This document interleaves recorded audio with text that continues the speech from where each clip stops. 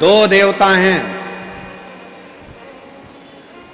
दो देवी देवता एक ऐसे हैं जहां पर यदि भगवान की मूर्ति भी नहीं होती है तो ज्योति के रूप में उनकी पूजन होती है।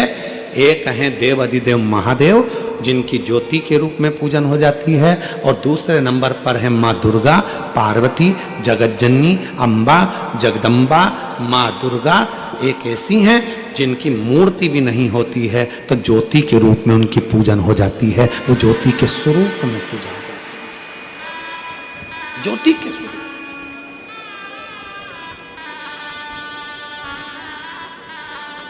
इसलिए चतुर व्यक्ति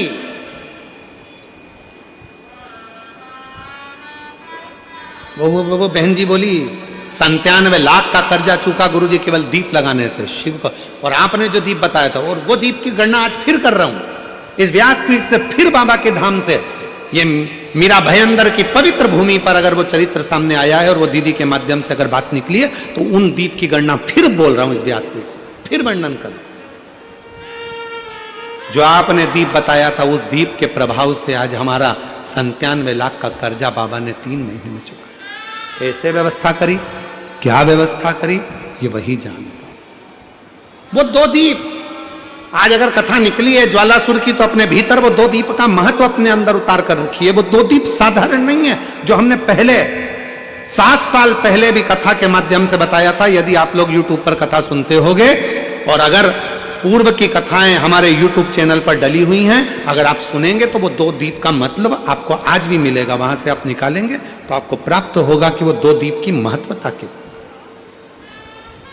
कि जब व्यक्ति हताश हो जाता है, कर्जे में लदालूम हो जाता है, बहुत दुखी हो जाता है, कुछ भी नहीं रहता, फैक्ट्री नहीं चलती, व्यापार नहीं चलता, कोई काम नहीं चलता, ना कोई व्यापार चल पाता है, टूटकर आखिरी में सोचता है अब बच्चों का भरण पोषण कहां से करूं, परिवार को कैसे पालूं।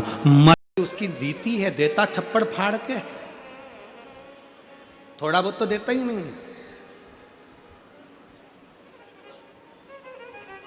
शिव कथा कर, मैं ज्वालासुर को समाप्त नहीं, इसकी बैलेंसिंग करूंगा और ये ज्योति के रूप में रहेगा। मां शक्ति के पास में भी ज्योति के रूप में, शिव के पास में भी ज्योति के रूप में। इसलिए जब तुम संपूर्ण तरह से हार जाओ, लगे अब कुछ भी नहीं अपने पास में, एकदम खाली हो गए, कुछ भी नहीं बचा, तब बेलपत्र के वृक्ष के नीचे शंकर जी के मंदिर के सम्मुख में 2 दीप लगाना प्रारंभ कर दीजिए। एक लंबी बाती का दीप, एक गोल बाती का दीप, एक शक्ति का, एक शिव का। दोनों दीप घी के दोनों सामने रखो, बाबा को प्रार्थना करो। शिव मंदिर में लगाने के बाद फिर बेलपत्री के वृक्ष के नीचे जाओ। उस बेलपत्री के वृक्ष के नीचे जाना जिसकी छांव तुम्हारे ऊपर पड़े। पौधा नहीं, पौधे की छांव नहीं आ पाती अपने ऊपर, पौधा छोटा सा रहता तो उसकी छांव नहीं आती। बेलपत्र के वृक्ष की छांव में बैठकर 2 दीप लगाओ जिसकी छांव है। 2 महीना नियम ले लो, शाम के समय पर दिन भर मेहनत करूंगा, परिश्रम करूंगा, अपने व्यापार को बढ़ाऊंगा, कर्म करूंगा, मेहनत करूंगा, और शाम को प्रदोष काल में मेरे घर का कोई भी व्यक्ति जाएगा, शिव मंदिर में 2 दीप और बेलपत्र के वृक्ष के नीचे 2 दीप लगाएगा। 2 महीना इंतजार करना, मेरा बाबा हाथ पकड़कर तुम्हें ऐसा दौड़ाएगा कि शिव अपने आप करुणा करने लगेगा। छोड़ता नहीं है शिव। दुनिया में एक दोस्त ऐसा है मेरा देव अधिदेव महादेव, दुनिया में एक मित्र ऐसे हैं मेरे शंकर भगवान जिन्होंने शंकर को अपना सर्वस्व मान लिया। दुनिया में शिव वो दोस्त हैं, वो मित्र हैं कि संसार के मित्र भले छोड़ दें पर मेरा महादेव अंतिम श्वास तक नहीं छोड़ता, हाथ पकड़ कर रखता है अंतिम श्वास। मेरी जीजियों,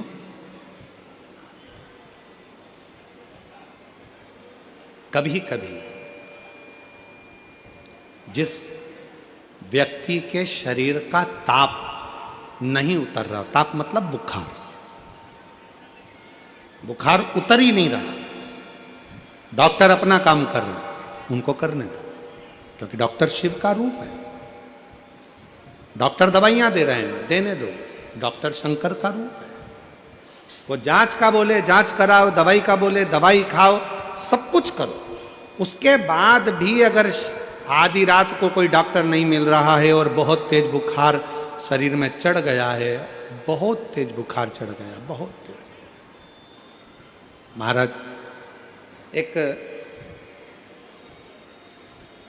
यदि बहुत तेज बुखार चढ़ गया है और उतर ही नहीं रहा और उस समय पर कोई अपने दवाई भी दे दी, सब कुछ कर लिया, पर फिर भी वो बुखार उतरने को तैयार नहीं, तो अपने ही घर में जो भी शंकर का शिवलिंग हो, जो भी शिवलिंग, उसको तुरंत एक पात्र में रख लीजिए और हाथ में 2 कटोरी में या 2 पात्र में जल ले लीजिए और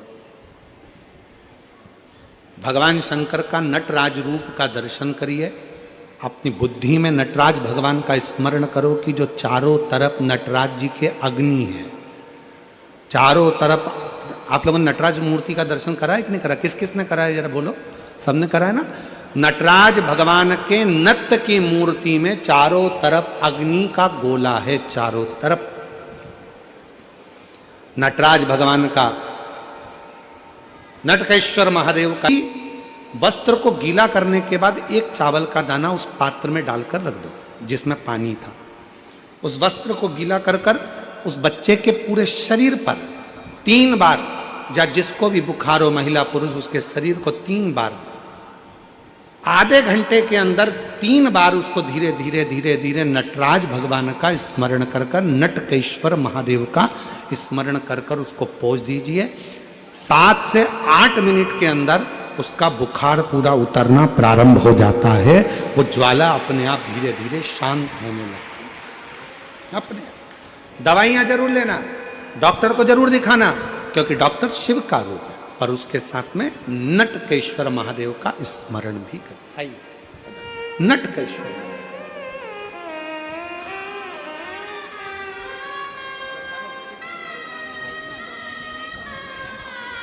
गठान हो गई थी गले में और डॉक्टर की दवाइयां बहुत समय से ले रही थी पर आराम नहीं लगा।